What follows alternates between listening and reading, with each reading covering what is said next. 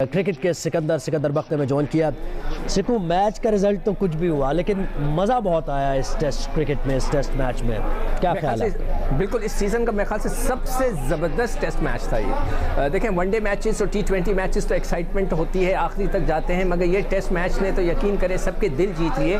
और इसमें दो लोगों की मैं तारीफ़ करूँगा। नंबर वन, न्यूजीलैंड की टीम की, बहुत ही ज़बरदस्त खेले, इतना ज़बरदस्त खेले, ज़बरदस्त किस्म की डेक्लेरेशन थी उनकी ज़बरदस्त सिलेक्शन थी, टीम सिलेक्शन इस पिच को देखते हुए अमेजिंग। खास तौर पे जो कल उन्होंने डिक्लेयर किया 2 ओवर पहले और उसके बाद उन्होंने पाकिस्तान को फंसा के रखा। और दूसरा जो फैक्टर है जिसकी बहुत ज़्यादा तारीफ़ करनी चाहिए वो सरफराज अहमद है। क्या इनिंग खेली है उन्होंने, क्या कमबैक किया है उन्होंने, 3 50 की, उसके बाद ये ज़बरदस्त खेले। अगर वो अपने जिस तरह वो खेल रहे थे, तेज़ी के साथ शॉट्स खेल रहे थे, वो कंटिन्यू रखते तो वो मैच जिता जाते। मेरे ख्याल से उनको इंस्ट्रक्शंस आई होंगी कि अब तुम स्लो डाउन कर जाओ और ओवर गुजार दो। और जिस बॉल पे वो आउट हुए वो आम स्वीप मार देते हैं, उस बॉल को तो वो रख के स्वीप मारते हैं, लड़के भी सारे ऊपर थे, चौका आराम से मिल जाता। मैं भट्टी साहब से भी यही कह रहा था कि ये बड़े जो क्रूशल मोमेंट्स थे और बड़ा पॉजिटिव खेला, लेकिन लास्ट में आके उसको कंटिन्यू नहीं कर पाया और शायद उसमें इंजरी का भी कोई हाथ हो सकता है क्योंकि असल उनका पुल हुआ था।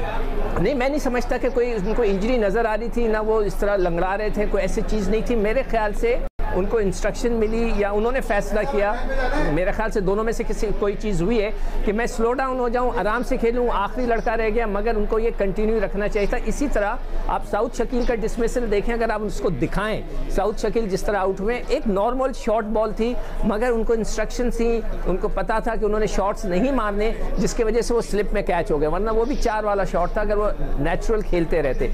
तो एनीवे, बहुत ज़बरदस्त क्रिकेट हुई है। मैं समझता हूँ टेस्ट क्रिकेट रिवाइवल हुआ इस मैच से और सरफराज की तारीफ करेंगे, जितनी भी कम करें हम कम है। और दूसरी तरफ न्यूजीलैंड को हमें ज़रूर प्रेस करना चाहिए कि क्या क्रिकेट खेली है उन्होंने, और उन्होंने सबके दिल जीत लिए।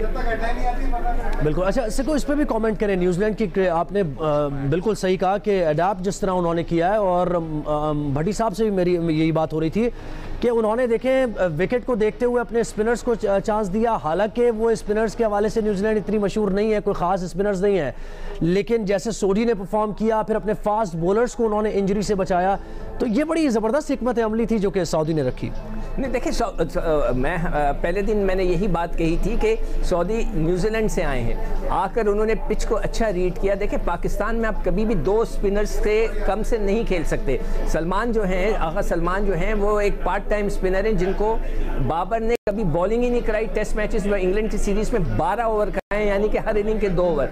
और उनको जब सेकंड टाइम, फर्स्ट डे जब वो उन्होंने 3 आउट किए, तो अगले दिन आकर बाबर ने उनको 28 ओवर तक बॉलिंग ही नहीं दी। 28 ओवर के बाद उनको ये 28वें ओवर में उनसे बॉल कराई। तो मैं हैरान हूँ उनकी कप्तानी पर भी कि उन्होंने ऐसा क्यों किया। वो लगता है कि कई दफ़ा भूल जाते हैं कि उनके पास एक बॉलर जो विकेटें ले रहा हो उसको से कंटिन्यू करना चाहिए था। तो पाकिस्तान की जो सिलेक्शन थी स्पिनर्स की 3 एक्सेलेंट थी और उसमें उनको कामयाबी भी हुई। और सऊदी जो है इतनी टेस्ट क्रिकेट नहीं खेलते, इस टेस्ट मैच से, इन 2 टेस्ट मैच से पहले उनकी 40 से थोड़ी सी ऊपर विकेटें थी, मगर उन्होंने भी अच्छी बॉल की। अगर कोई और उनका एक्सपीरियंस बॉलर आता तो मैं समझता हूं कि वो और भी ज़्यादा पाकिस्तान की टीम को जो है डिस्टर्ब करता। यहाँ पे पाकिस्तान को ज़रूर एक राइट आर्म लेग स्पिनर ढूंढना है। शादाब जो थे वो मुल्क से बाहर क्रिकेट खेलने चले गए थे, वरना उनको भी ट्राई किया जा सकता था। अब जो है उसामा मीर आए हैं। तो अच्छा, बात नसीम शाह की भी करना चाह रहा हूँ, और हम उनकी हाइलाइट्स भी देख रहे थे, जैसे उन्होंने विलियमसन को एक पूरा प्लान के तहत, यानी ट्रैप करके जिस तरह विलियमसन को ज़रा मुश्किल में डाला है। मैच्योर बॉलर नज़र आए हैं नसीम शाह।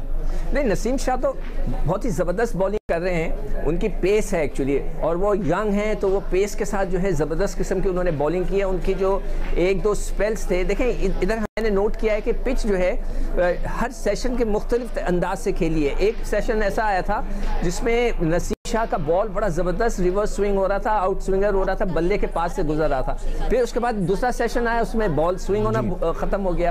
तो ये कुछ मुख्तलिफ टाइमिंग के साथ ये पिच खेली है, समझ में नहीं आया। इस पिच की जो बनाई है उसमें मैं बिल्कुल भी क्रिकेट बोर्ड को इसलिए नहीं ब्लेम करूँगा कि क्रिकेट बोर्ड को सिर्फ 2 दिन मिले थे, ये प्रीवियस क्रिकेट बोर्ड को जो है इसके ऊपर काम करना था। एनीवे, पिच अच्छी थी, इतनी बुरी नहीं थी, और जैसे कि हमने देखा कि इतना एक्साइटिंग मैच हुआ है और आखिरी में जाके सिर्फ से 14-15 रन से हम रह गए, तो इट्स आउटस्टैंडिंग क्रिकेट हम इसको कह सकते हैं। बिल्कुल, इस पर मज़ीद बात होगी। फ़िलहाल सिकंदर बख्श, बहुत शुक्रिया आपका।